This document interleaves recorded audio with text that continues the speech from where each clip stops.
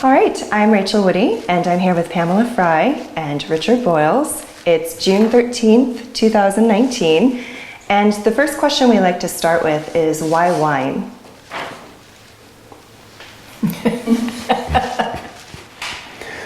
Well, wine is what all good times are built around, in our experience anyway.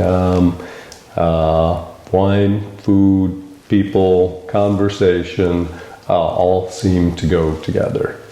Why plant a vineyard is maybe a different question, and that really has to do with, I think, farming being in my past, and I'll say my blood, something I don't seem to be able to get away from. And when you say your past, is it like family heritage or previous work experience? So I grew up, my family farmed a little bit of wheat, kept some cattle, and had hazelnut orchards. So yeah, I was definitely in the thick of that. Excellent. And did you have past jobs that sort of moved you into wine or perhaps influenced your path? No. Which is also interesting. Yes, absolutely would be my answer. And my work history obviously is a little different than Pamela's. So I studied international business, worked for a Seattle area tech company, and eventually had the opportunity to open their first offices in Europe. First living outside of Frankfurt and then outside of Zurich. And so that gave Pamela and I an opportunity to continue our exploration of wine in Europe. So it was before we had kids, so weekends were our own to go out and explore. So we would spend many weekends in Burgundy or Alsace or the German wine growing regions. So, and then occasionally would get farther afield, for instance, maybe to Austria or Italy. So certainly, while the work wasn't directly related to wine, the where we were located certainly played into that. When we were in Seattle before working in Europe, Washington's wine industry was growing. That was the early 80s, and so that was a good time to explore Washington wines and Oregon wines as well. So being based in Seattle, we explored wine at the vineyards and tasting rooms both there and when we would return to see family in the Eugene area. Well, there's a lot of wine country between Seattle and Eugene. Not so much in 1980s, but we still but visited if you were everything going, there was at the time. Yeah, indeed. Excellent. And Pamela, would you share a little bit about your background? Oh my gosh. We're both native Eugenians, graduated from the University of Oregon, early 80s. Richard went to graduate school in Arizona, so we were there. I mean, I've done everything from banking to being a stockbroker to, once we moved back to Eugene in the early 90s, I worked for the University of Oregon as a business manager. So that was sort of my path. As we started the winery in, the vineyard was planted in 1992. No, we bought the property in 1992. Vineyard started in 1996. The first time we opened the taste room was 2007-8. So obviously we've been involved in all of that from the very beginning. But as we are also in our own, careers here in the Eugene area. So that's sort of my background. So the other piece of what I do today is real estate development with a focus on developing hotels and operating them. So as part of the hospitality industry, wine fits right into that. Hospitality, we talked at the outset about why wine, and obviously there's a theme that runs through there of hospitality, welcoming people. And so I continue to see that tie today in across what we do. Absolutely. I do have a question about hospitality, but before we move on to that, you mentioned coming back to Eugene, but having experiences with the wine industry in Washington. How was it that you chose this site for yourselves? So it's partly driven by our roots. We're both from the Eugene area, but then it's also a matter of exploring the things that one would look for in siting a vineyard. So it's soils were sort of the first driver. We looked over the county soils map when that was still a book this thick, not something available online, and started narrowing our searches based on the county soil information. Then looking at topography, and then looking at properties that were available. When we returned to Eugene, this was actually the second property that we purchased. As we did further due diligence on that other property, we recognized some of its limitations from a farming perspective, and this property came available, and as a consequence we sold that one and bought this one for its all of the things we were looking for: soil, elevations, aspect, and farmability ultimately. And could you explain the process of what it's like to plant a vineyard and maybe some of the specific decisions you've made, such as incorporating trees? So planting a vineyard, you start out with existing conditions, right? So you may have a pasture, or you may have a stand of trees. I would highly recommend planting in pasture. It's a whole lot less work and a whole lot less expensive if you can find what you're looking for. And in fact, at this location, that is exactly what we did initially, was to plant the slopes that had been in pasture previously. The total property is about 870 acres. Only about 40 of those are planted to vines right now.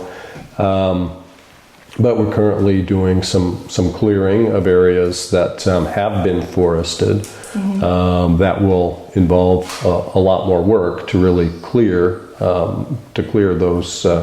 those areas. So in a pastured area, you start by, setting the boundaries of your vineyard, ripping the soil. Typically, in the case of pastured areas, those soils are likely to have been compacted by the presence of cattle or other livestock. And then it's a matter of laying out, making decisions about what your row widths will be, and beginning to lay out your vineyard from there. Of course, somewhere along the way, you place your order for plants, and the decisions about what plants, both rootstock and clonal material, scion wood, are the first is informed by what soils you have, and maybe also what levels of productivity you're looking for. And then the top wood, the scion wood, is all about what you want to put in the bottle. So that's the plant selection piece of it.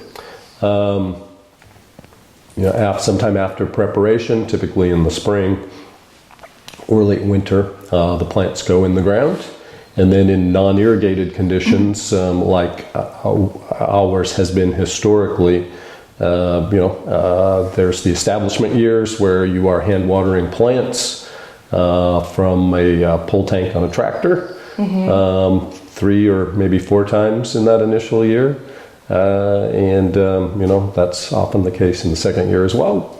On to hopefully some limited fruit production in the third year, and fourth year something more significant. So, yeah. You mentioned choosing the plants and selecting varieties. Some of the varieties that you do make wine with are not the typical Willamette Pinot Noir. Could you explain the decision making behind that and why you chose the varieties you chose? So on the estate we have planted Pinot Noir, Pinot Gris, and Chardonnay. And in our new plantings, I think we'll include some Pinot Meunier and some Pinot Blanc. But you're right, we do make wines that are made from grapes that we don't grow here, don't have enough heat, for instance, to ripen Tempranillo or Syrah. So the decision to make those, while our focus is primarily on our own vineyard, one of the realities of having a wine club and a tasting room, but more particularly a wine club, is we like to keep things interesting for our followers. And our winemaker also has an interest in doing things beyond the 3 varietals that we grow here. So that's really how we came to do some of the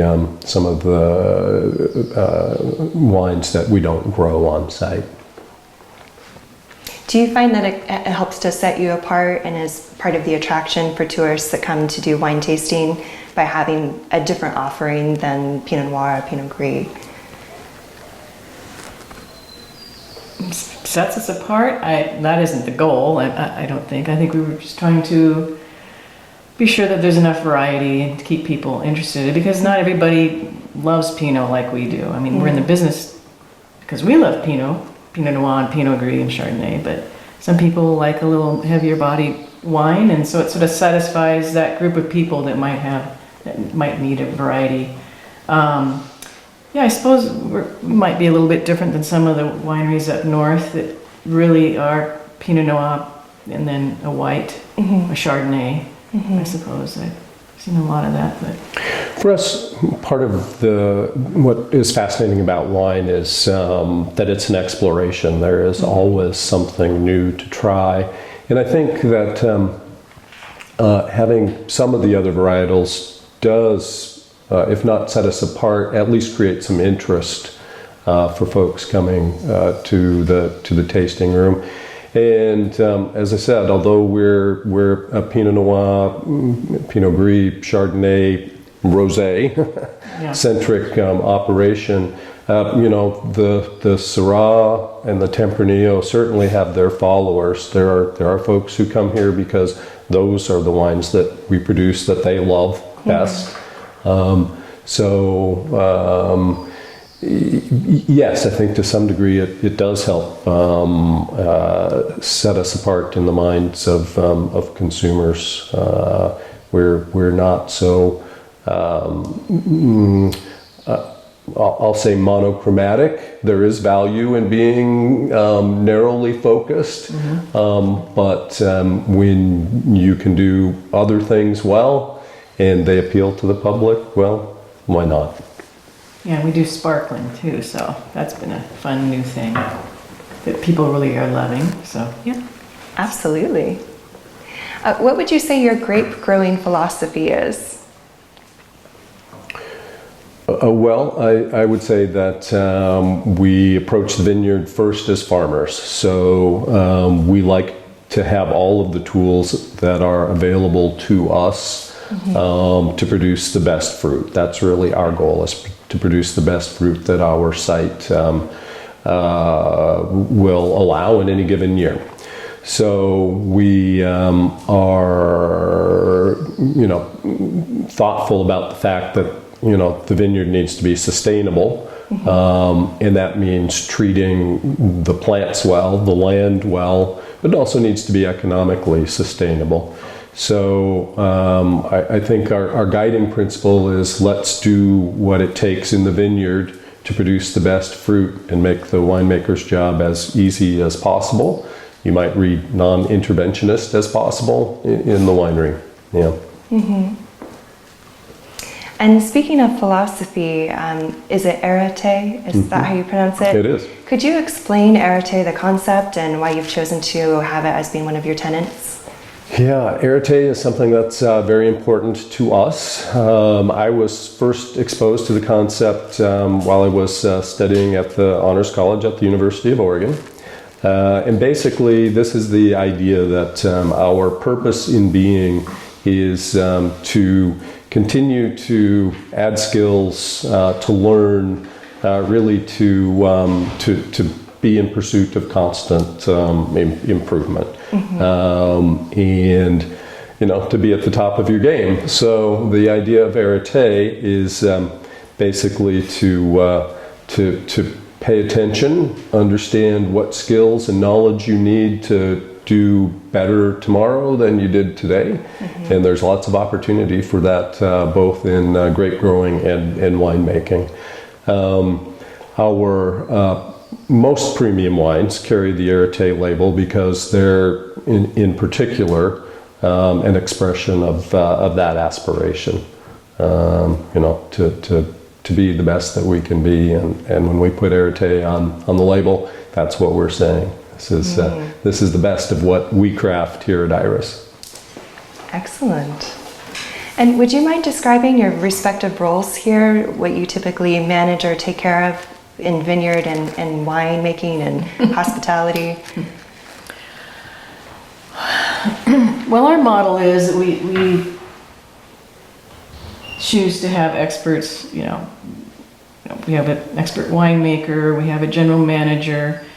I like to be involved more on the operations side, just overseeing, supervising, overseeing the tasting room. We have a tasting room manager, we have a vineyard manager. So I would say Richard and I are we meet with everybody weekly, some days almost daily. As a team, we work as a team mostly. So I don't know how you would answer that. But. So for my part, much as I might enjoy more tractor time and more time to prune, and I do manage to get a little bit of those things in at this point, and hope to more at some point in the future. In my role as president of Erte Hotel Management Group, in addition to this, I find myself being a manager of managers.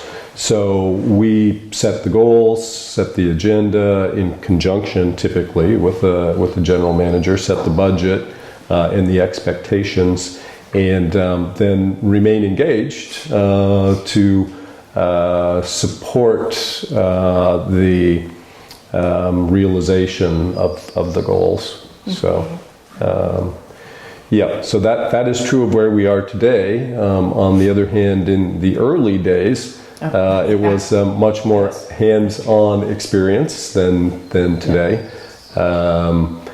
Yes, in the early days there was much more tractor time, pruning time. We were in the thick of all of the decisions because there really wasn't anybody else. That's true. At that point in time. So it's been an interesting evolution over time as we've grown and been in a position to attract people with specific expertise to assist in our goals. It's meant, letting go of some things and letting them do what they're great at. So, and when that works well, there really isn't a better model. So. Pamela, could you speak to what it was like to transition into owning property, planning a vineyard, and what it was like to then evolve into bringing in the experts? Oh gosh, transition. Well, it's slow. It was a slow transition. Moving from Eugene to the country. We've been out here 19 years now, living. So that's one of the bigger impacts. Obviously, it's wonderful to live out here.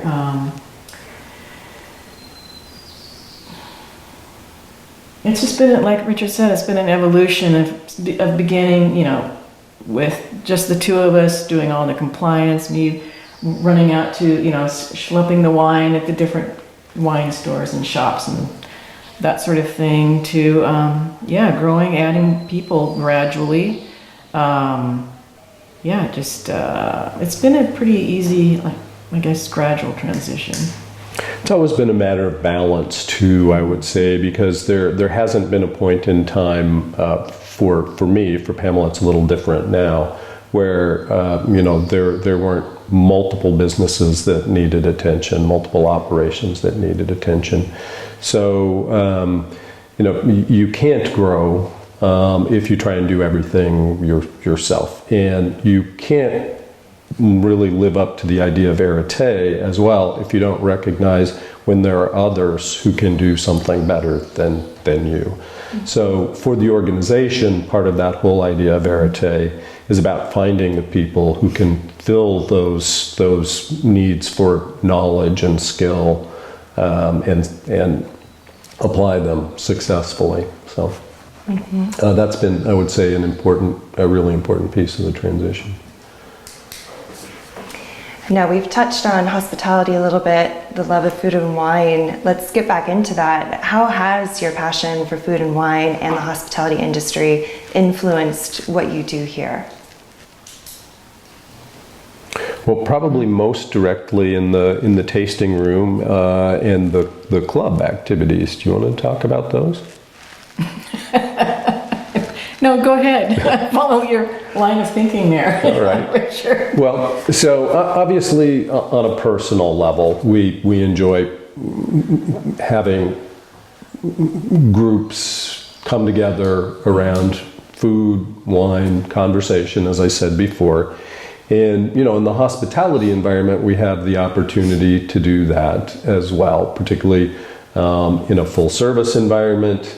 Full service hotel environment where there's a catering operation, events. That principle of Erte also guides the way we approach, I'll say, hosting events, because if we don't execute well, people's experience isn't what they hope it to be. And when we do execute really well and exceed expectations, that makes memorable moments. And for us, that ties right back into some of the things that motivated us to do this, that sense of community that happens around wine, food, good conversation. Yeah. In the tasting room side of things, we pursue that same hospitality approach that I described in the full service hotel arena. And then for our club members, we try to make it fun with special events. And the goal of those really is to create interaction between our team and the folks who love and follow Iris, to meet new people, to show them a good time as well, to bring them into the fold, really, and give them something to talk about and remember, and to remember Iris warmly in that context.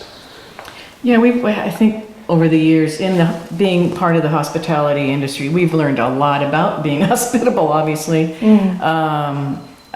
Gained a lot of experience and knowledge in that area, and I think it's really helped us here, with the tasting room, and as you say, the wine club. But I mean, you and I, we always, anywhere we travel, it's for food and wine. It's just part of our lifestyle and our love, and hopefully we're transferring that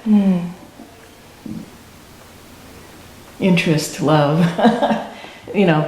to our guests and to the experience that they have here out at the house, the vineyard, the tasting room, the property. Yeah, these experiences at the tasting room tend to attract like-minded people, and so that's how community is built around a brand. What types of special events do you host and why? So they really come in two flavors, I would say. One is or three probably. One is our club-related events, and those are for intended for folks who are part of the club, our closest followers, if you will. The other group, like our upcoming Rosé Days, where we're inviting 10 or is it 11 other wineries. 12 now, other local wineries to join us here at Iris and pour rosé.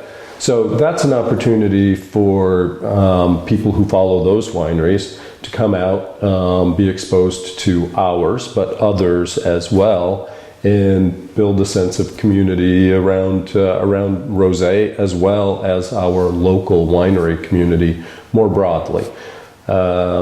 So that's an example of an event that's open to the general public. And then the third are sort of the special events. We have a setting here that tends to resonate with people for special events in their lives, whether it's a wedding or a birthday party or an anniversary party, some sort of celebration. And Those, are again very focused and not necessarily on our core group of club members, but again, executing those events in a way that makes positive memories around what are very important events in people's lives is right back to that. Both of those themes of hospitality and Erte. So. You both have been in the wine industry for a long time in terms of modern Oregon wine history. Have you been involved in some of the industry committees or work outside the winery that helps the overall wine industry? Well, I've been on the South Willamette Wineries Association Executive Committee, I don't know how many times, but probably at least eight years over the last, however many years. That's how I've been involved in the wine industry. You've got more. So I've also served on the South Willamette Wineries Association, not serving there currently. I've been involved with Travel Lane County for something on the order of 20 years at this point. And, one of the important tourism assets in our county and our state are the wineries. So helping to develop product or supporting staff's development of product that helps get people from beyond our area and people in our area out to explore all that we have to offer in this county has been very satisfying, and I think good for our economy as well. Good for the wineries certainly, but our distilleries, our craft brewers, our food trails, and our communities more broadly. I also serve now in my second term on the Oregon Tourism Commission. So that takes the work that I've been involved in Lane County up quite a few notches as Travel Oregon has a significantly larger budget and significantly larger geographic area to cover. But again, I help represent both the hospitality industry and the viticulture industry, wines and vineyards, and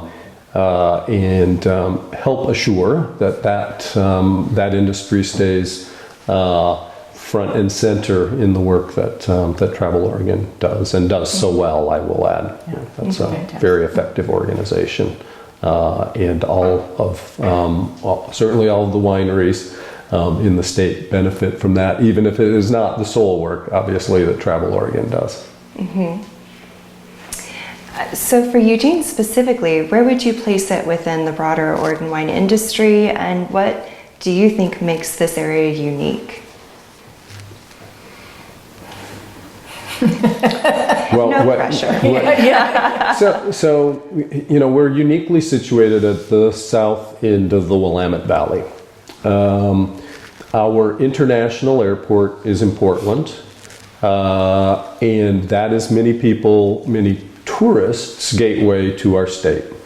So it's really pretty easy for visitors to the state, even those who have a genuine interest in exploring our wine trails, something beyond a casual interest. Even those who have a genuine interest, can satisfy a lot of their interest within an hour's drive of Portland. So I think the challenge for the South Willamette, as well as the Umpqua Rogue, is really attracting people beyond, that hour radius of Portland, where so many of the visitors to our state end up. So that is one lens to view the South Willamette through. I think the other lens, though, is just that we do have a lot to offer, and in many cases, one of the things that we have to offer is that the experience here is different than what you'll find up north. In the north part of the valley, there are more people.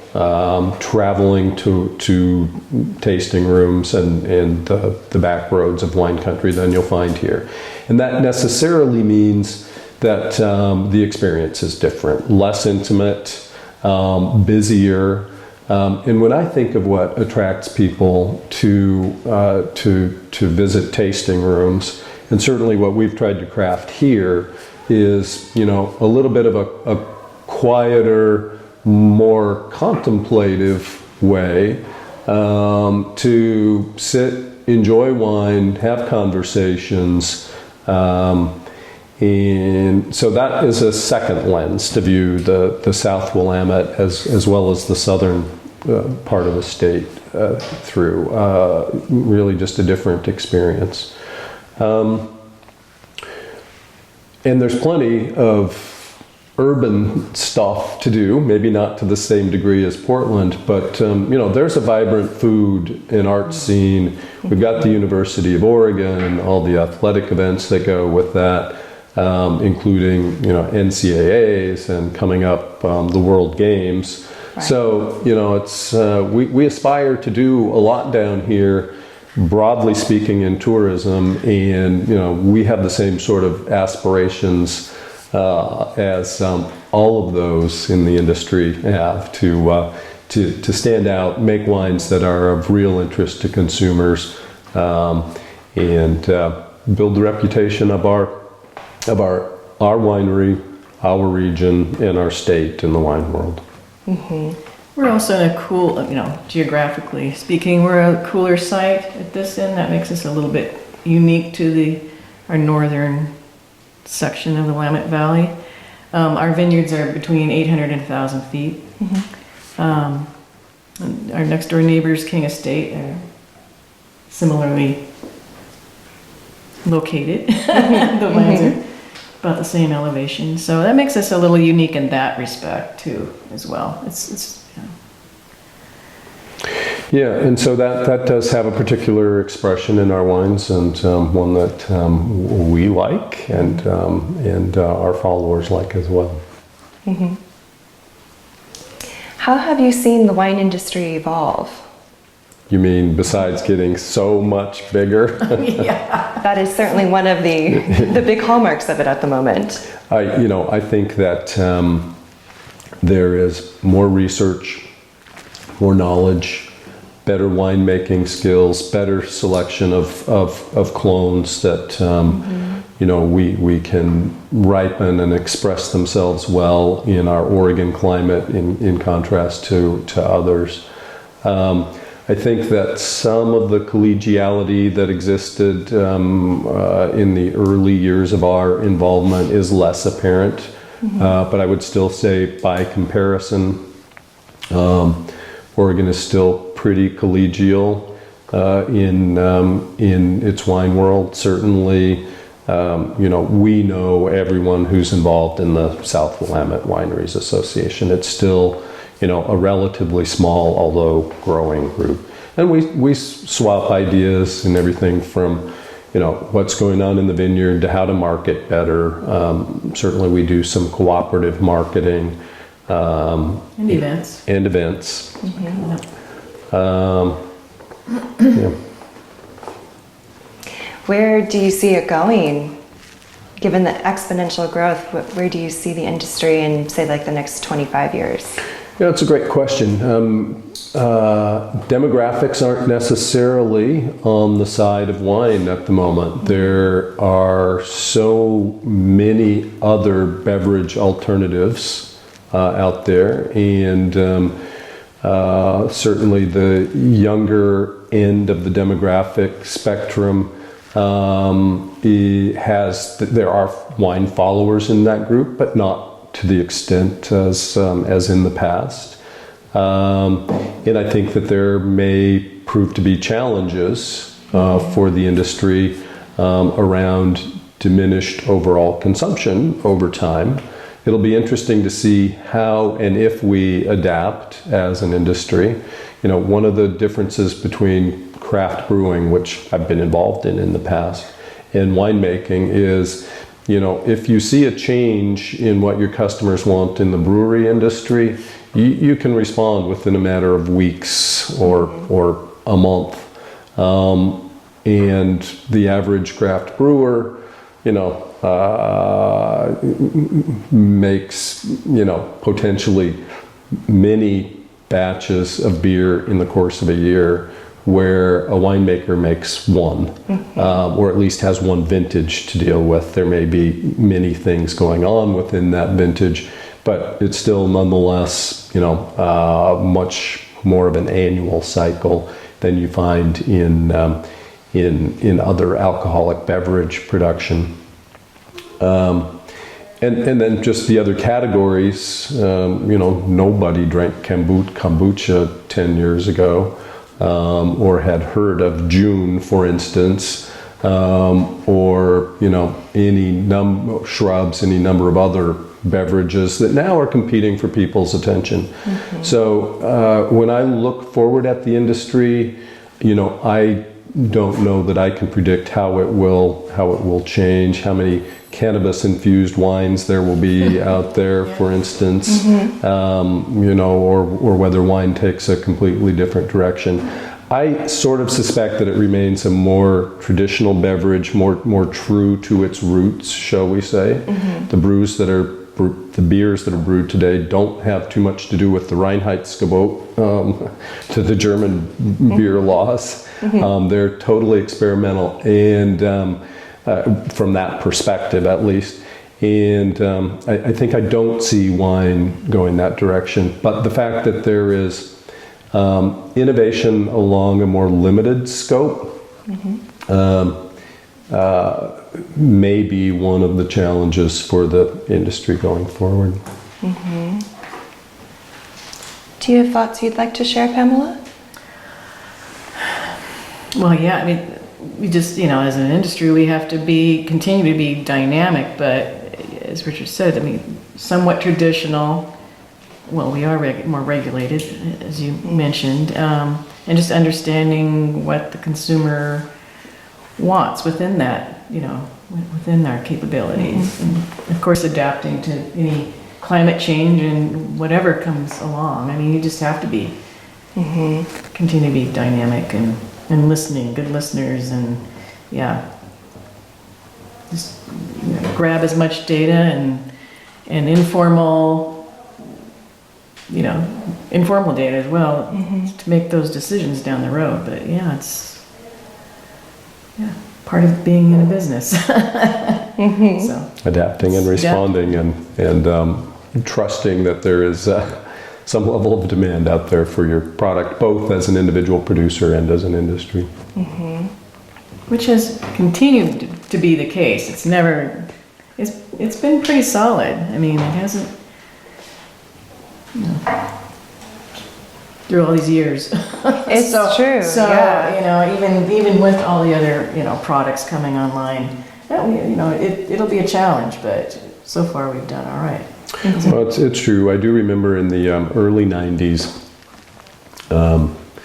when there were far fewer of us than there are today, there was a concern about the lake of Pinot Noir that was unconsumed sitting in winery warehouses, and that proved not to be a problem. And I certainly hope, as we continue as an industry to produce more, that continued consumer demand matches our output.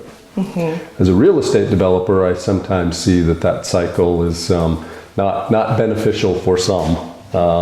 There is a tendency to overbuild, potentially to overproduce in the winery world, and all of that has to work its way through markets, and has a great deal of bearing on what opportunity looks like going forward.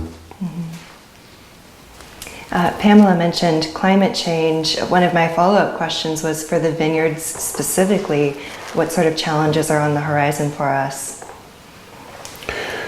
I'll take that one, since the vineyard is kind of my purview. Over the longer term, I think there's a real question about whether the Willamette Valley generally will be, a suitable place to grow Pinot Noir. There are a couple of ways to adapt to a warming climate, and one would be to plant different varietals. If we want to still be known for Pinot Noir, it could be that areas that are not planted today because they're maybe too high in elevation or are on the wrong side of a hill might become more suitable for Pinot production. So you might see the siting of vineyards altered over time. I think those are probably the two, big picture kinds of responses. When it comes to disease pressure, we're likely to see a change in what affects grapes, and we'll have to adapt to that accordingly. If it proves that the Willamette Valley becomes much less wet than it is currently, then we have to figure out how to manage water as a scarcer resource than we do today. So those are some of the challenges I see. Looking back on your time in the industry and with Iris Vineyards, what are some of your proudest moments or most memorable moments? Well, I believe it was our 2002 Pinot Gris, so our second vintage, was selected as a double platinum award winner. So that was pretty gratifying, and told us that we might be doing something right, or at least be on the right track. For me, the other thing that I would say is kind of the growing traffic through our tasting room. That's a real vindication that people enjoy what we have to offer, both in terms of wine and that hospitality and setting that is so important to us. I think the other thing for a producer our size is our growing distribution. It's not easy as a producer the size that we are to secure meaningful distribution. A distributor who really gets behind your product and helps get it out into the marketplace. There are plenty of times when producers our size are declined by distributors, and consolidation in the distribution world makes meaningful opportunities more and more rare. So the fact that over the last 3 years in particular we've been able to grow distribution to more states, I think has been satisfying for us. Yeah, for me, one of the most favorite opportunities was being part of the International Pinot Noir celebration a few times. Richard and I went early days as spectators and loved it. And then, to be there was really a blast. But yeah, the one-on-one compliments, I think that gives me the greatest satisfaction. When folks are super excited about the wine and the place if we're here, or whatever it might be. That's probably the most satisfying for me. I would say the other thing for me is just the whole development of this property and the stewardship that's gone with it. When we bought this property, it had 780 acres, most of which had been logged. It had a history going back for most of 100 years as a mixed farm forest operation. Periodically, the owners of the property over time would come in, cut down the forest, graze it, the trees would grow back up, and they'd harvest again.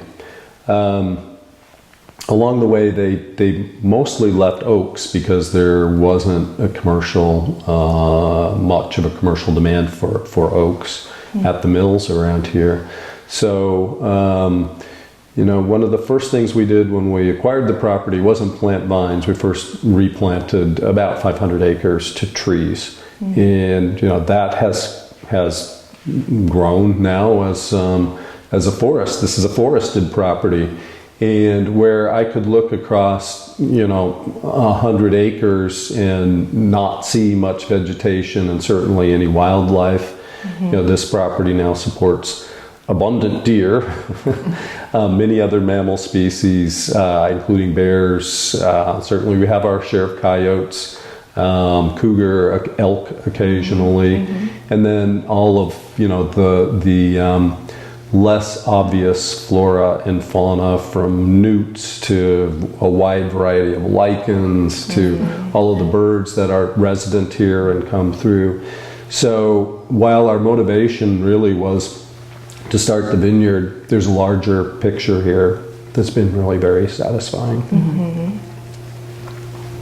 Where do you see Iris growing in the future? Go ahead, sorry. Okay, I see Iris growing in numerous ways, in fact. We are clearing area for the new vineyard, as you saw on your way in. So vineyard expansion is one way in which we'll grow. We already purchase something on the order of 150 to 200 tons of fruit a year to meet our production needs. So growing our own vineyard to satisfy those needs helps us keep our wines as an expression of place. So that's another way in which we grow, by representing our winery through what we do here and have the greatest degree of control over. In terms of production, I do see us growing over time, and we will work diligently to grow responsibly, but there isn't a set growth goal. We'll grow organically in response to market demand, and market demand is a response to, well, many things, but one is making good to great wines at compelling wines, I would say, at favorable price points, and then getting the word out, just working constantly to get the word out. So we will grow our unit production in response to the market's acceptance of what we do. In terms of people, I think we will continue to grow and create opportunities. As business owners, that's important to us too, is to create opportunities for people to grow, learn, advance, maybe even move on. Best yet, come back after other experiences, and we've certainly seen that in the hospitality side of our business. That's all very satisfying, and so we like to foster individual growth as part of our business philosophy. Do you have anything you'd like to share, Pamela? No, I think he's covered it pretty well. Yeah. I would love to continue what you had just mentioned in terms of mentoring sort of the next wave or next generation. What advice would you give someone who's looking to start in the wine industry, whether it's winemaking, hospitality, or a vineyard? I would say the first thing you want to do is do your research. Be prepared, and be prepared to change your ideas of what you thought you wanted to do. Be alert to opportunity. Don't be so single-minded that you don't see other opportunity when it comes knocking. Breadth of experience can only benefit you as you go through a career, as you go through development of a property. It's back to those Erte ideas, right?